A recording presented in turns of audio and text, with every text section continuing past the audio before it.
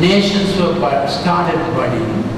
By 1920, 1970, nations entered their summer. And in summer, fruit comes. And for a simple tree, summer is only 3 months. But for a whole globe, summer has been 40 years. If you understood, baby. Every nation is a king. Earth is God's orchard. Ezekiel 31. Every nation had ample opportunity to grow their branches. At that stage only buds, but now branches grew and they grew their fruit. Now harvest time is coming. When harvest time is near, the good has grown and the bad has grown. So every nation will have good fruit, bad fruit, poisonous fruit. So judgment time is coming, meaning harvest time is coming. So judgment is not a bad word. It may be a harvest of golden grain, reaped with a golden sickle, as in Revelation chapter 14. How many of you remember Revelation chapter 14? It has 2 harvests. I repeat, Luke 21:29 speaks of nations getting their opportunity to bud, grow again out of European imperialism. That is my interpretation. But this says nations will grow again. Okay? Out of European imperialism is my interpretation. So nations have been growing: Sri Lanka, North Korea, US, what other nations? Thailand. Every nation has had their freedom to grow. Of course, over the last 20 years, more and more oppressive trade policies are hindering nations. But nations had a free time to grow. And each nation knows, and we know how our nation grew. Get the point? So now it's time for harvest. Matthew 13 talks in wheat and tares. Revelation 14 talks in wheat and overripe grapes. So where do you want to go to? Matthew 13 or Revelation 14? We are democratic at this moment, you know. So where do you want to go to? Matthew 13 or Revelation 14? And Revelation 14, put your hand up. Matthew 13, put your hand up. Sorry, Manu. Revelation 14 has won. Okay. What's the theme? Harvest is coming. Say with me, harvest is coming. Maybe good that we are going to Revelation 14, we encapsulate. It gives it in a nutshell, the issue, which Revelation does. Revelation 14. So book of Revelation is the manual that unveils, reveals what's happening in heaven, how the end results on earth. You understand? So it's cosmological as far as heaven is concerned, teleological as far as earth is concerned.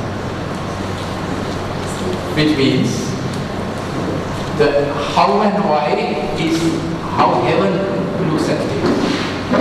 End result, the teleos, the end result we see on earth. So Revelation connects the two, how and why and the end result. Okay. So Revelation 14, we go straight to 14:6.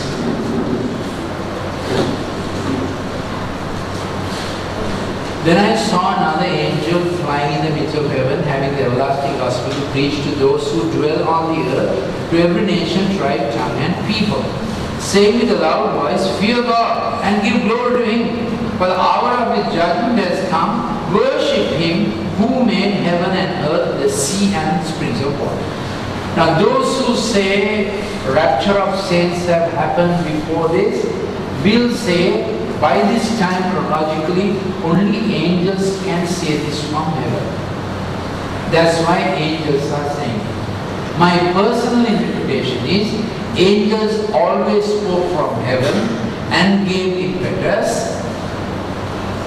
Always there's a messenger to the church, the apostle and the heavenly angels, the two work together.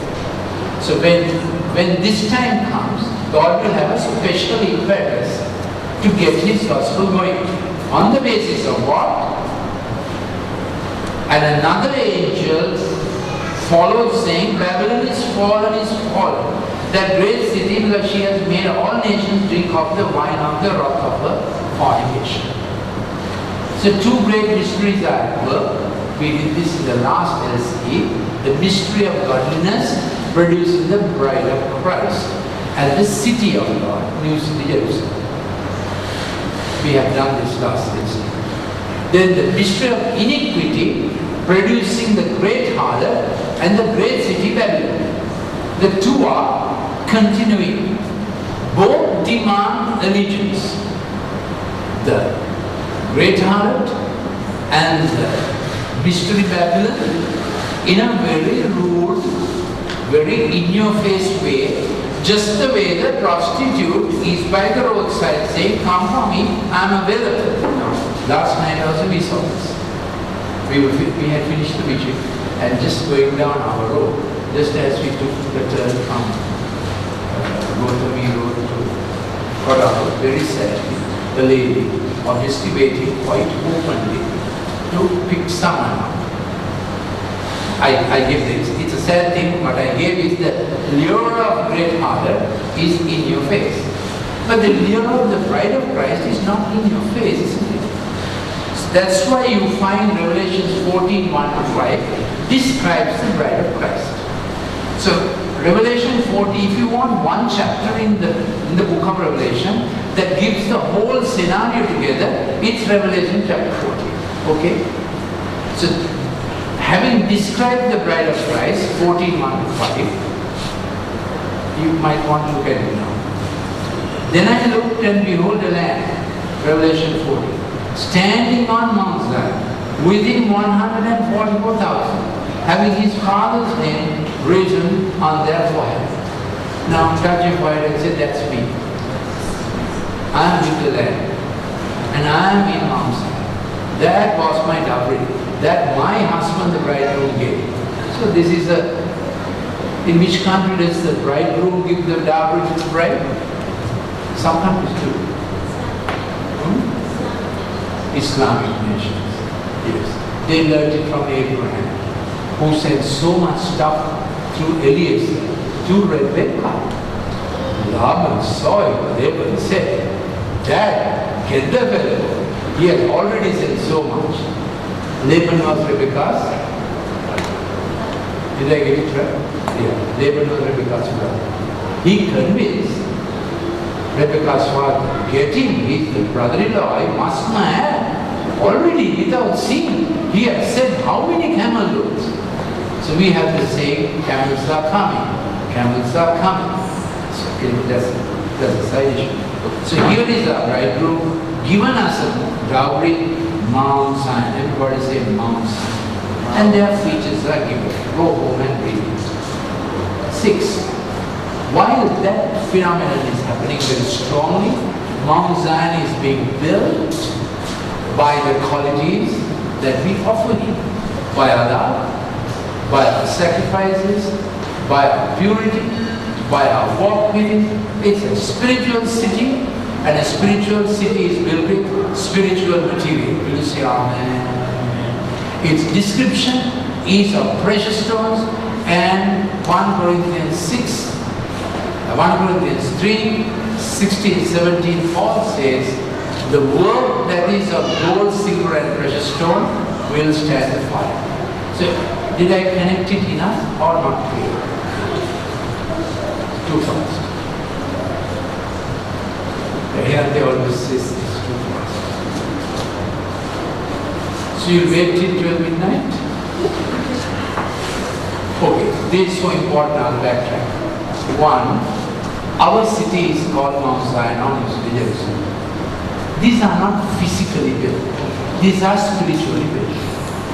Jesus said, I go to prepare a place. John 20. If I prepare a place, I will come you and take you to be there with me.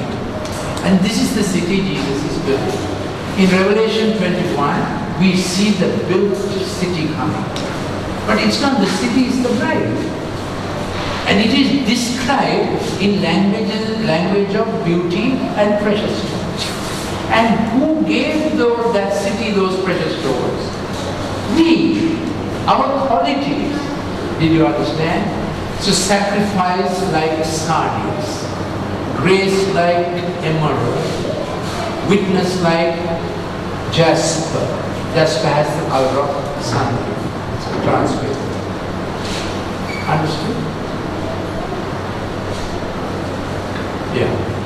It's allegorical, but that's the meaning of this city being built with gems. Who gave those gems? We. The life characteristics we had grown, which stood the fire. Correct? 1 Corinthians 3:16 says, every man's work will be tried in the fire. Gold, silver and precious stone will remain. Wood, hay and stubble will go to ash. Who built with gold, silver and precious stones? Ministers, servants of God. Who built with wood, hay and stubble? Ministers, servants of God. So we need to take care that we build with gold, silver and precious stone. If you understood that, you will do it. Now you understand that Mount Zion, New City, Jerusalem is built with what we offer. He's making it ready. When it is ready and complete, it will come down for millennial reign on earth. Today we can't do all that. Before I conclude, I will give a timeline so that we know when these things may be happening. I'll draw it on the board. But we are at Revelation 14. We backstepped a little to see the making of the bride. But she's going to win. Bride of Jesus is going to win. Will you say amen? Bride of Jesus is going to win. Shall we say together? We are going to win. But the show of the great harlot and Babylon is mesmerizing, tantalizing. Every TV show has her. Every newspaper's first headline is her, not us. But this may change in nations, isn't it? This may change in nations. This could change in nations. I say amen.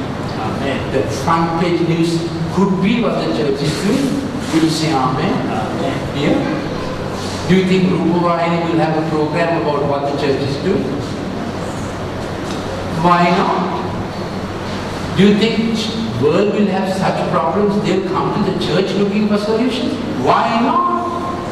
So thank God the Lord has chosen us in some little way. Where the world has problems, they create, they can solve it. And when they come, they're very humble. Very humble when they have a problem. And no problem touches a person like a child's problem. No problem. Yesterday a couple came. That child, born to an engineer and she's a teacher.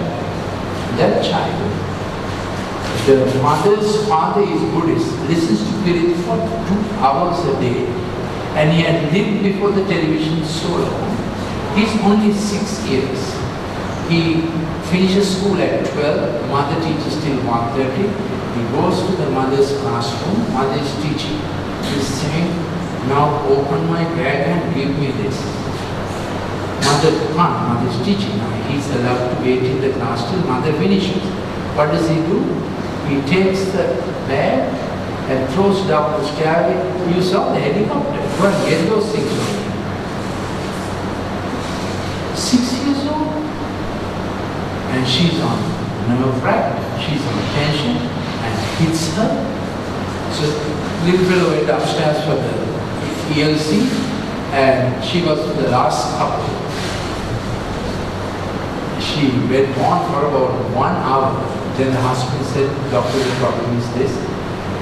She can't take this anymore. My problem now is not the child. Mother can't take it anymore. She's on edge all the time. I said, I can see. Please come tomorrow evening for the service, so they agreed to come. But by that time, all diagnosis stopped, isn't it?